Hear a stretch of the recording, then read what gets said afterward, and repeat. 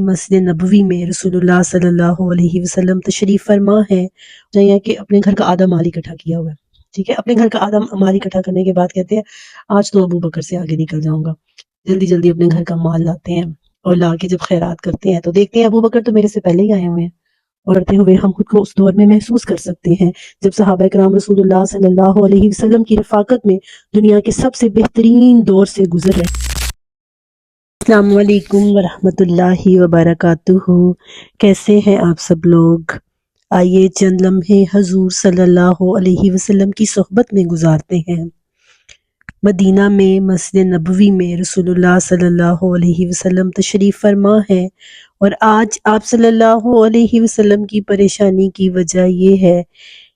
کہ شام سے آنے والے ایک قافلے نے اطلاع دی ہے کہ غسان کے رومی آپ کے خلاف جنگ کرنے کے لیے متحد ہو رہے ہیں۔ یہ کے بعد دیگرے غزوات اور جنگوں کے بعد اب مسلمانوں کی صورتحال یہ تھی کہ یہ سخت گرمی کا زمانہ تھا، اور آپ لوگ جانتے ہیں صحرائی علاقے میں تو ویسے بھی گرمی زیادہ ہوتی ہے، لوگ تنگی اور قحط سالی کی آزمائش سے دوچار تھے، سواریاں بھی کم تھی، فصل پک چکی تھی، اسی لیے لوگ پھل اور سائے میں رہنا چاہتے تھے، فی الفور کوئی روانگی نہیں چاہتے تھے، اور ان سب پر مستضاد یہ کہ بہت دور کا سفر تھا، راستے کی ہرڈلز، راستے کی ڈیفیکلٹیز سب کچھ نظر آ رہا تھا۔ رسول اللہ صلی اللہ علیہ وسلم روز نئی خبریں سن رہے تھے۔ اب آپ صلی اللہ علیہ وسلم نے یہ فیصلہ کیا کہ رومیوں کے خلاف کسی قسم کی سستی یا کاہلی سے کام نہیں لینا، بلکہ ان کے خلاف جنگ کرنی ہے،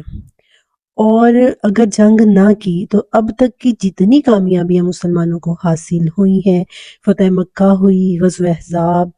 اس سے پہلے غزوہ احزاب کے بعد فتح مکہ، پھر غزوہ حنین میں جو کاری ضرب لگائی تھی جاہلیت پر،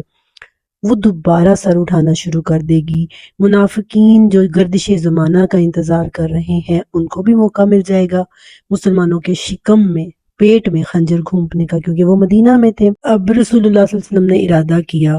حالانکہ آپ کو خبر مل رہی، عیسائی بھی رومیوں کے ساتھ مل گئے ہیں اور بڑی تعداد میں وہ جمع ہو رہے ہیں، تو رسول اللہ صلی اللہ علیہ وسلم نے بھی اسرت اور شدت کے باوجود آپ صلی اللہ علیہ وسلم نے طے کیا کہ رومیوں کو دارالاسلام یعنی مدینہ کی طرف پیش قدمی کی مہلت دیے بغیر خود ان کے علاقے اور حدود میں گھس کر ان کے خلاف ایک فیصلہ کن جنگ کریں گے۔ حضرت عمر فاروق فرماتے ہیں کہ حالت یہ تھی کہ ہم لوگ چلتے پھرتے، ایون کہ اگر کوئی آ کے ہمارے گھر کا دروازہ بھی زور زور سے کھٹکھٹاتا تھا تو ہم آگے سے یہ پوچھتے تھے کیا ہوا، رومیوں نے حملہ تو نہیں کر؟ تو بہرحال غور و فکر کرنے کے بعد رسول خدا صلی اللہ علیہ وسلم نے اعلان کیا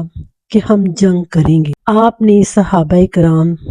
میں اعلان کر دیا۔ اللہ صلی اللہ علیہ وسلم کا طریقہ کار یہ ہوا کرتا تھا، نہ ہی تو جنگ والے دن کی جلدی ڈیٹ بتایا کرتے تھے کس ڈیٹ کو نکلنا ہے، اور نہ ہی یہ بتایا کرتے تھے کہ کس طرف جانا ہے، کیونکہ منافقین ہمیشہ ہی آپ کے خلاف سازشیں کرتے رہتے تھے۔ لیکن اس بار رسول اللہ صلی اللہ علیہ وسلم نے مکمل صاف اعلان کیا کہ رومیوں سے جنگ کا ارادہ ہے، تاکہ لوگ مکمل تیاری کر لیں۔ آپ نے اس موقع پر لوگوں کو جہاد کے لیے ان کو ترغیب بھی دی، ابھارنے کے لیے سورۃ توبہ کا بھی ایک ٹکڑا نازل ہوا، ساتھ ہی آپ صلی اللہ علیہ وسلم نے صدقہ و خیرات کرنے کی فضیلت بیان کی اور اللہ کی راہ میں اپنا نفس اور اپنا مال خرچ کرنے کی ترغیب دی۔ صحابہ کرام نے جو ہی رسول اللہ صلی اللہ علیہ وسلم کا ارشاد سنا کہ آپ رومیوں سے جنگ کی دعوت دے رہے ہیں، فوراً تعمیر پر دوڑ پڑے، جو صحابہ کرام کا عمل ہوا کرتا تھا، پوری تیز رفتاری سے لڑائی کی تیاریاں شروع کر دی، قبیلے اور برادریاں ہر طرف سے مدینہ میں اترنا شروع ہو گئے، صرف چند لوگ جن کے دلوں میں نفاق تھا وہ آگے نہ بڑھے۔ اس کے علاوہ کوئی مسلمان بھی اس غزوے سے پیچھے رہنا گوارا نہیں کرتا تھا۔ 3 مسلمان یعنی اس مستثنا ہے، اس سے ان کا برا واقعہ سورۃ توبہ کے اندر بیان ہوا ہے۔ اس کے علاوہ ہر انسان، ہر مسلمان نے شرکت کی کوشش کی۔ حالت یہ تھی کہ حاجت مند اور فاقہ میں گزرے ہوئے لوگ آتے اور رسول اللہ سے ریکویسٹ کرتے کہ اللہ کے رسول ہمیں سواری فراہم کر دے تاکہ ہم بھی رومیوں کے خلاف جنگ میں شریک ہو سکیں۔ یہ حال تھا ایمان کا، جذبے کا۔ تو قرآن پاک میں آتا ہے، یہ کہتے میں تمہیں سوار کرنے کے لیے کچھ نہیں پاتا، تو وہ اس حالت میں واپس ہوتے کہ ان کی آنکھوں سے آنسو رواں ہوتے کہ وہ خرچ کرنے کے لیے کچھ نہیں پا رہے۔ مطلب اتنی تڑپ تھی غزوے کے اندر شرکت کرنے کی۔ اس طرح مسلمانوں نے صدقہ و خیرات کرنے میں بھی ایک دوسرے سے آگے نکل جانے کی کوشش کی۔ حضرت عثمان بن عفان رضی اللہ تعالیٰ عنہ ملک شام کے لیے قافلہ تیار کیا ہوا تھا، جس میں کافی سامان تھا۔ تقریباً 29.5 کلو چاندی تھی اور 200 اوکیا 29.5 کلو چاندی تھی، 200 اونٹ تھے جو کجاوے سمیت جو اس پر رکھے جاتے نا، کجاوے سمیت 200 اونٹ۔ اس وقت میں یہ بہت بڑی تعداد تھی۔ آپ رضی اللہ تعالیٰ نے یہ سب کچھ صدقہ کر دیا۔ اس کے بعد پھر 100 اونٹ جن کے اوپر کجاوے لگے ہوئے تھے وہ صدقہ کیا۔ اس کے بعد 1000 دینار جو تقریباً 5.5 کلو سونے کے سکے لے آئے اور انہیں نبی اکرم صلی اللہ علیہ وسلم کی آغوش میں بکھیر دیا۔ رسول اللہ صلی اللہ علیہ وسلم انہیں الٹتے جاتے تھے اور فرماتے جاتے تھے کہ آج کے بعد عثمان جو بھی کریں انہیں کوئی نقصان نہیں ہوگا، یعنی انہیں جنت میں جانے سے کوئی چیز نہیں روک سکتی۔ اور یہ بات حضرت عثمان نے اس وقت ریوائز کی تھی جب ان کو شہید کرنے کے لیے لوگ ان کی جان کے در پہ ہوئے تھے۔ انہوں نے کہا وہ وقت یاد کرو جب اللہ کے رسول نے کہا تھا کہ آج کے بعد عثمان کا کوئی عمل اسے نقصان نہیں پہنچائے گا۔ اس کے بعد حضرت عثمان رضی اللہ تعالیٰ عنہ نے پھر صدقہ کیا اور صدقہ کیا، یہاں تک کہ ان کے صدقے کی مقدار نقدی کے علاوہ 900 اونٹ اور 100 گھوڑے تک جا پہنچی۔ آپ دیکھیں مسلمانوں کو کس قدر ضرورت تھی اور لوگوں کے اندر کتنا جذبہ اور کتنی تڑپ تھی جس وقت میں حضرت عثمان کا سامان اس طرح سے کام آیا، اور یہ ان کا ذاتی محنت کا کمایا ہوا مال تھا۔ حضرت عبد الرحمن بن عوف یہ صحابہ کرام میں سے وہ صحابہ کرام ہیں جو ریچ تھے، ملٹی ملینئر تھے یہ، حضرت عبد الرحمن بن عوف بھی اور حضرت عثمان غنی بھی، اسی لیے تو ان کو غنی کہا جاتا ہے۔ حضرت عبد الرحمن بن عوف نے 200 اوکیا چاندی جو تقریباً 29 کلو بنتی ہے، اتنی چاندی انہوں نے دی، وہ ساری لے آئے۔ اور حضرت ابو بکر صدیق رضی اللہ تعالیٰ عنہ اپنے گھر کا سارا مال لے آئے اور بال بچوں کے ان کے صدقے کی مقدار 4000 درہم تھی، اور سب سے پہلے یہی اپنا صدقہ لے کر تشریف لائے تھے۔ سبحان اللہ، سب سے آگے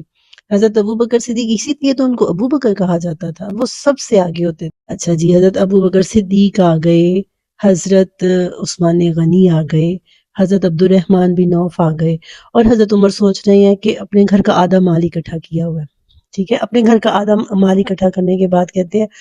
آج تو ابو بکر سے آگے نکل جاؤں گا، جلدی جلدی اپنے گھر کا مال لاتے ہیں اور لا کے جب خیرات کرتے ہیں تو دیکھتے ہیں ابو بکر تو میرے سے پہلے ہی آئے ہوئے ہیں، اور ان کے سامنے جب اللہ کے رسول نے پوچھا کہ ابو بکر گھر میں کیا چھوڑ آئے ہو، تو حضرت ابو بکر نے کہا کہ اللہ کے رسول جو تھا سب لے آئے ہوں۔ ان کے باپ جو بوڑھا ہو چکا تھا نا، باپ نے بھی پوچھا کہ کیا چھوڑے جا رہے ہو،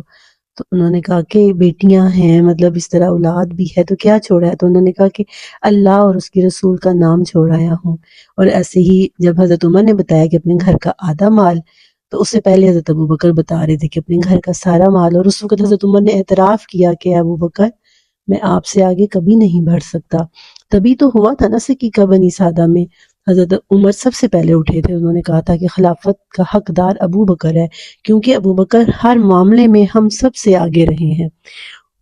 اب باری آتی ہے حضرت عباس رضی اللہ تعالیٰ عنہ کی، رسول اللہ صلی اللہ علیہ وسلم کے پیارے چچا، بیت المال میں اہل بیت میں سے ہیں، بہت سا مال لائے۔ حضرت طلحہ، سعد بن عبادہ، محمد بن مسلمہ، یہ لوگ بھی کافی سامان لائے۔ حضرت عاصم بن عدی 90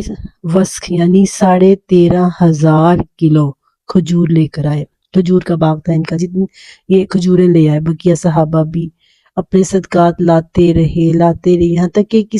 کسی نے 1 مد یا 2 مد صدقہ کیا،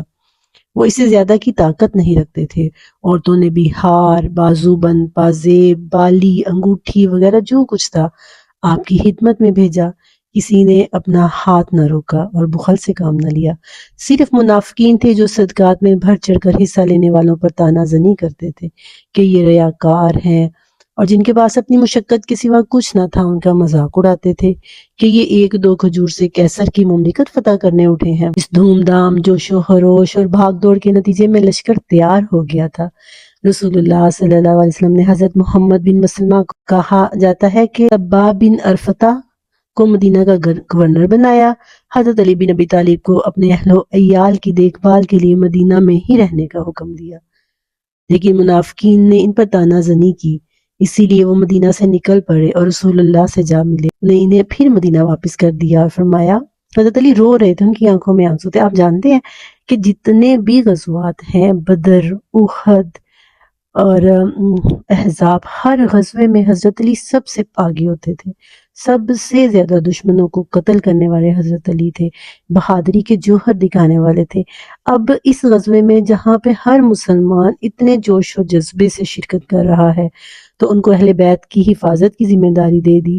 تو ان کا دل تڑپ رہا تھا کہ میں رسول اللہ کے ساتھ نہیں جا رہا، میں جنگ میں پیچھے رہ رہا ہوں۔ روتے ہوئے آئے، اللہ کے رسول مجھے بھی اپنے ساتھ لے جائیے۔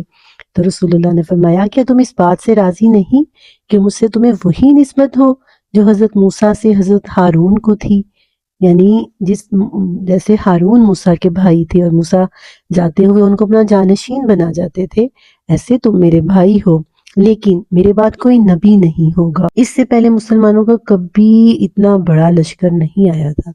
جتنا بڑا لشکر اب آیا تھا۔ بہرحال تبوک پہنچ کر روایات میں اختلاف ہے، رسول اللہ صلی اللہ علیہ وسلم نے فرمایا، آج رات تم پر سخت آندھی چلے گی، لہٰذا کوئی نہ اٹھے، اور جس کے پاس اونٹ ہو وہ اس کی رسی مضبوطی سے باندھ دے۔ چنانچہ سخت آندھی چلی، ایک شخص کھڑا ہو گیا تو آندھی نے اسے اڑا کر تی کی 2 پہاڑیوں کے پاس پھینک دیا۔ راستے میں رسول اللہ صلی اللہ علیہ وسلم کا معمول تھا کہ آپ ظہر اور عصر کی نمازیں اکٹھی اور مغرب اور عشاء کی نمازیں اکٹھی پڑھتے تھے، جمع تقدیم بھی کرتے تھے اور جمع تاخیر بھی، یعنی کبھی ظہر کے وقت دونوں نمازیں اور کبھی عصر کے وقت دونوں نمازیں، اور کبھی مغرب کے وقت دونوں نمازیں اور کبھی عشاء کے وقت دونوں نمازیں۔ رسول اللہ صلی اللہ علیہ وآلہ وسلم تبوک میں اتر کر خیمہ زن ہوئے، وہ رومیوں سے 2 ہاتھ کرنے کے لیے تیار تھے۔ پھر رسول اللہ صلی اللہ علیہ وسلم نے اہل لشکر کو مخاطب کر کے انتہائی بلیغ اور پر اثر خطبہ دیا، دنیا اور آخرت کی بھلائی کی رغبت دلائی، اللہ کے عذاب سے ڈرایا اور اس کے انعامات کی خوشخبری دی۔ اس طرح فوج کا مورال بلند ہوا، ضروریات زندگی اور سامان کی کمی کا جو ایک خلل تھا، جو ایک کمی تھی، وہ بھی پوری ہو گئی، جو کوئی کمیاں تھیں سب کا ازالہ ہو گیا۔ اور دوسری طرف کیا ہوا؟ رومیوں اور ان کے خلیفوں کا یہ حال ہوا کہ رسول اللہ صلی اللہ علیہ وسلم کی آمد کی خبر سن کر ان کے اندر خوف کی لہر دور گئی، انہیں آگے بڑھنے اور ٹکر لینے کی ہمت نہ ہوئی، اور وہ اندرون ملک مختلف شہروں میں بکھر گئے۔ ان کے اس طرز عمل کا اثر جزیرہ عرب کے اندر اور باہر مسلمانوں کی فوجی ساکھ پر بہت عمدہ مرتب ہوا۔ لیکن دوستو، سوچئے کتنا خوبصورت سفر تھا اور کتنا عظیم الشان لشکر تھا۔ دنیا میں بہت سے لشکر جہاد کے لیے نکلے ہیں، لیکن یہ کتنے خوش نصیب لوگ تھے کہ ان کی قیادت کرنے والے رسول اللہ صلی اللہ علیہ وسلم تھے، ان کو نمازیں پڑھانے والے رسول اللہ صلی اللہ علیہ وسلم تھے، ان کو خطبہ دینے والے اور لشکر کے لیے ابھارنے والے رسول اللہ صلی اللہ علیہ وسلم تھے۔ کتنا خوبصورت دور تھا۔ سیرت کا یہ ایک ہمارے پاس سمجھے ایک خزانہ ہے کہ سیرت پڑھتے ہوئے ہم خود کو اس دور میں محسوس کر سکتے ہیں جب صحابہ کرام رسول اللہ صلی اللہ علیہ وسلم کی رفاقت میں دنیا کے سب سے بہترین دور سے گزر رہے تھے۔